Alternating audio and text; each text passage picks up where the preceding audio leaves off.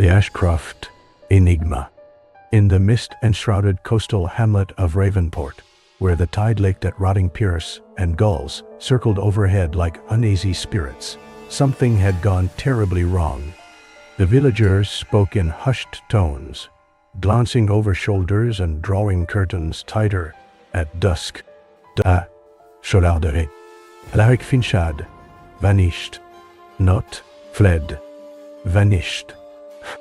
His journals remained behind, scattered like relics in his seaside cottage, page smeared with salt and ink. His last known words, recorded in a half-finished letter, read simply, "They know I've seen it." The man called to investigate this disappearance was not the magistrate Ravenport deserved, but perhaps the one it needed. Jonathan Halbrook, once a respected magistrate in London, had fled the city under the weight of scandalous name blackened by whispers of judicial bribery. Though nothing was ever proven, disgraced and bitter, he arrived in Ravenport like a ghost, hoping the sea air might scrub his conscience clean. He had no intention of involving Eleanor Vexley, the local apothecary, but fatious it often does intervene. Eleanor was no mere village healer.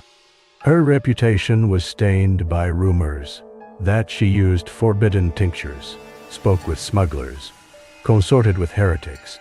Some claimed she was descended from witches. She neither confirmed nor denied any of it. But Halbrook needed access to the locked rooms of Ravenport's history, its secrets, its hidden sins, and Eleanor had keys in place. He did not.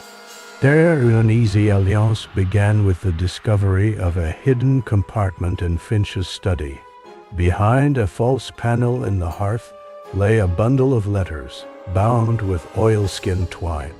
The letters were filled with frantic musings, references to the Obsidian Charter, a hidden lineage, and something called a Black Assembly, an organization thought to be the stuff of ghost stories and revolutionaries.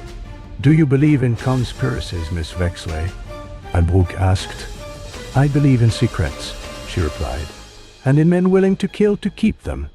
They followed a trail of symbols inked into the margins of Finch's book-soteric diagrams, tied to alchemical societies and the lost archives of the early Reformation. The apothecary identified one symbol as belonging to a defunct Masonic order, once patronized by the aristocracy. This led them to an abandoned chapel outside the village, buried in brambles and silence. There, under broken stained glass and shattered pews, they found Finch's coat-bloodade. Torn and beside it, a cipher wheel carved from bones. From that moment on, Ravenport was no longer safe. A carriage with black curtains watched Halbrook's lodging by night. Eleanor's herb shop was broken into, her stores ransacked.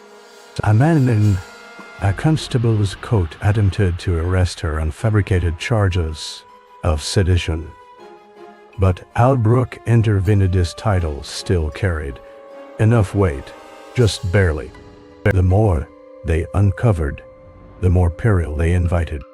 Finch had apparently been researching the true lineage of a local noble family at Ashcroft, and what he found could ruin them. The scholar's last lectures hinted that the Ashcroft name was fabricated, built atop a legacy of betrayal that stretched back to the Glorious Revolution.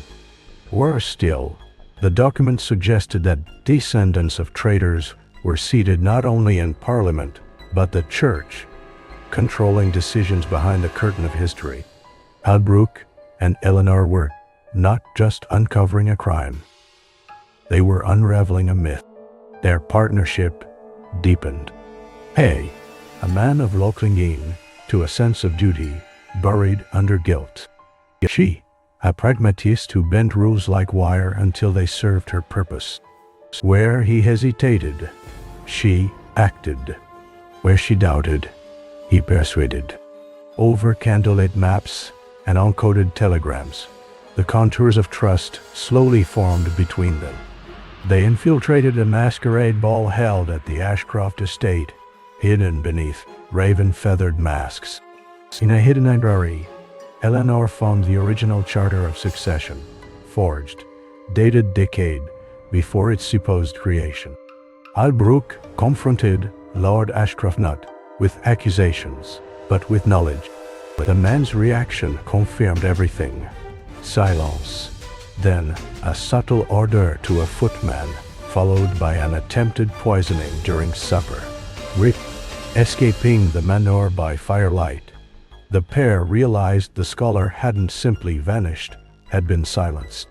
Perhaps murdered, but even in death, he had set something irreversible in motion. In the final days of their investigation, Eleanor decoded the bone cipher. It led them to a cavern beneath Ravenport's cliffs, accessible only during low tide. There they found Finch's final message, etched onto the stone wall in chalk. Knowledge buried may grow roots that strangle the liar's throne. It was a manifesto, a révélation. Though wrapped in oilskin, confirmed everything: names, deeds, payments, plan to suppress reform. The Black Assembly existed, and its reach went far beyond Ravenport. Albrook stood at the precipice of justice. To publish the truth would destroy the Ashcrofts and others. It would vindicate Finch, but it would also invite retaliation.